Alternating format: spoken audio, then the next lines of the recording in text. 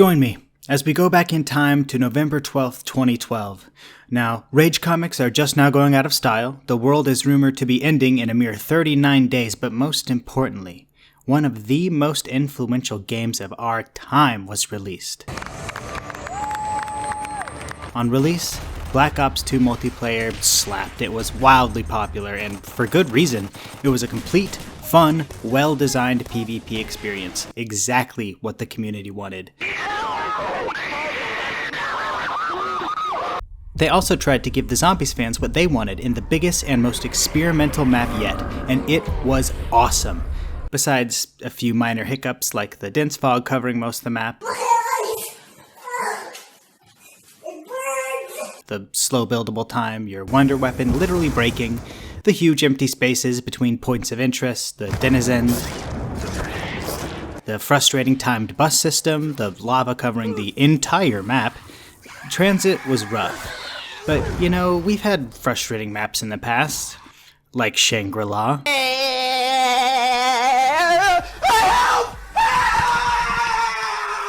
And besides, town is okay, I guess. I'm sure the next map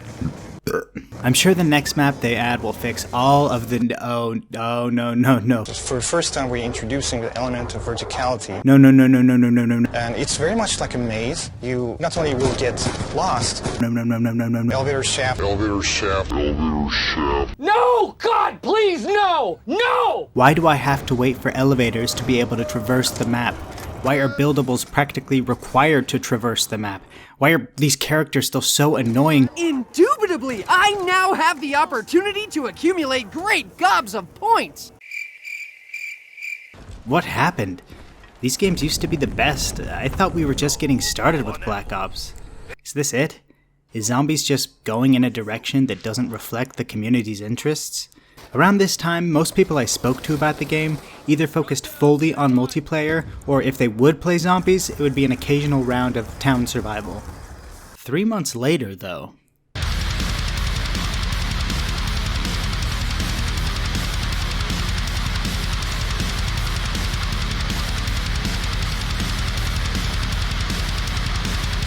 Mob of the Dead is considered by the community to be one of the best Zombies maps of all time. This map played nothing like Die Rise or Transit, hosting a cool new crew of characters. What the fuck? I killed him. You've been in the joint too long, Al. You've forgotten how to get shit done.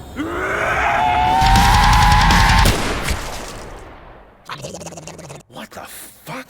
An iconic setting in Alcatraz prison, and a completely isolated story. However, that's not how I remember it in 2013. I first attempted Mob of the Dead shortly after it came out, admittedly only a few times.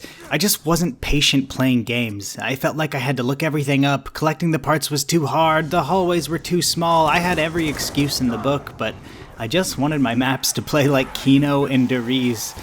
Now that my brain has fully developed, and I've been hooked on Black Ops 3 Zombies for a while now, I figured I would give it another go. My initial opinions on the map have changed drastically, however, some things never change. Some things never change. For example, Mob of the Dead was, still is, and will always be unnerving. Alcatraz Prison is the perfect setting for this hellishly picturesque aesthetic and theme. From the body bags hanging from the ceiling, soaked through and dripping with blood, to the barbed wire infused zombies, to the mystery box's edgy new spiked shoulder pads. It's not a phase, Mom. This map knows how it wants you to feel while playing it. Tense, uncomfortable, and trapped. I don't know how to tell you this, bestie, but they killed Quick Revive. Maybe I don't understand this. You're changing, I can't stand this.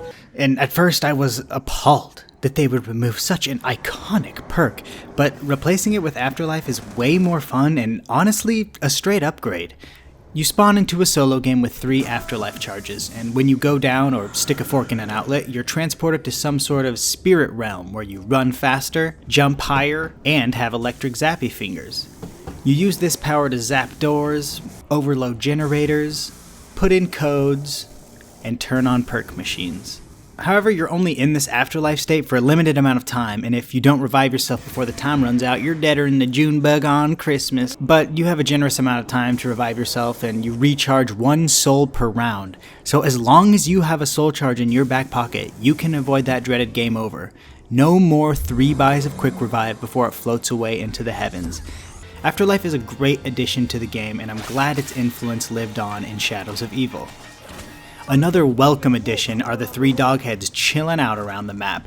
These hungry hounds have a grumbling in their tummy that only zombies can satisfy, so it's our job to help feed them some mouth-wateringly moist, freshly tenderized zombos.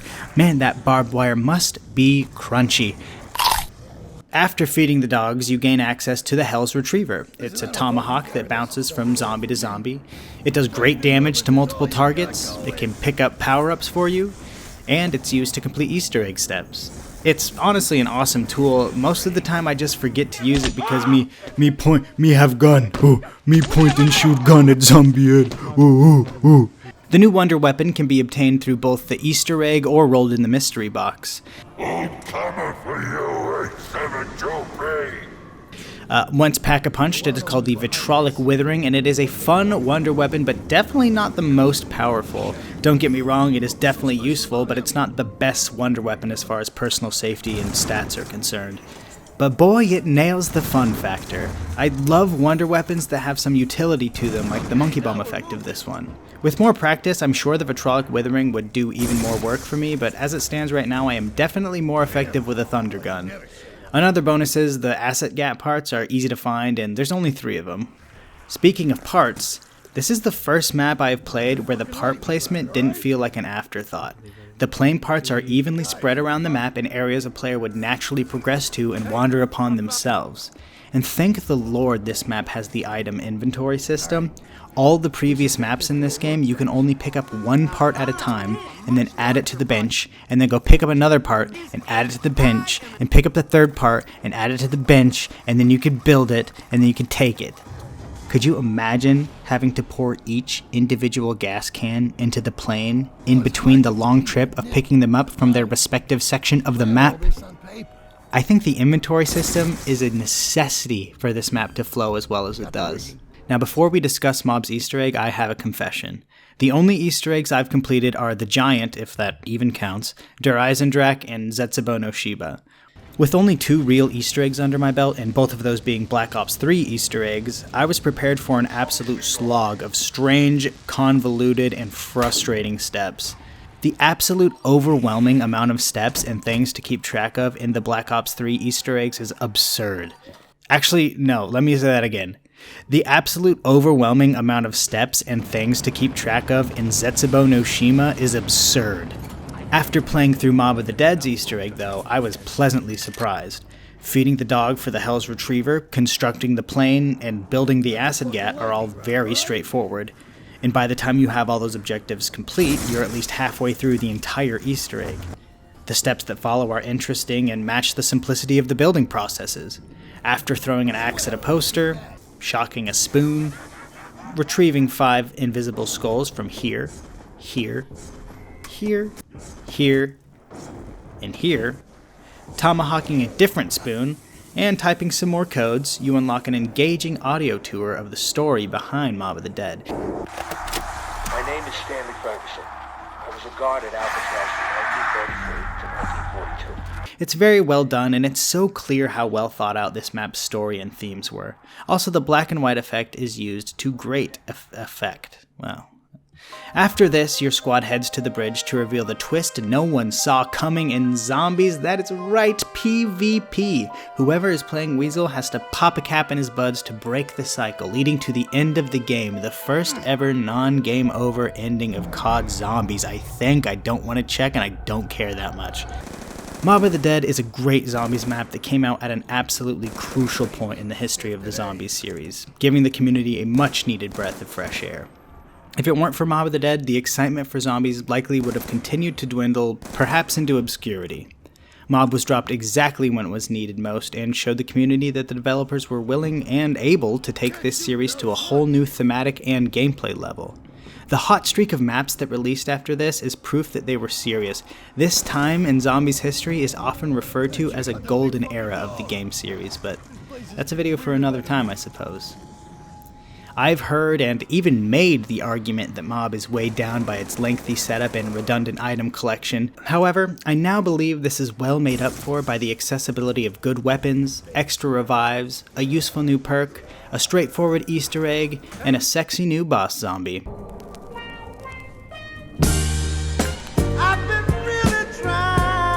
Although I'm sometimes annoyed at the never-ending race around the map to collect gas cans. Okay, we got a fuel can. Okay, we got a fuel can. Okay, we got a fuel can. Got another fuel can. I feel the repetition made me a better zombies player. Completing this egg forced me to return to every corner of the map again and again and again, but isn't running in circles, being stuck in a never-ending loop of horrors for an eternity, the theme of this whole map? Would it work as well if these tedious collection steps weren't in the game? Would we be able to relate to the deteriorating mental state of our characters as they forge their way through a gruesome, unforgiving, and unending journey nearly as well? I would say no. Thanks so much for watching to the end of the video, and if you agree or disagree with any one of my takes in particular, I would love to hear more about it in the comments. Also, if you want more content like this in the future, make sure to like, comment, subscribe, appease that almighty algorithm. Have a good one, and remember, no one leaves alive. Creepy. Ooh. Keep fucking with me. See if I don't crash this bus and kill you all.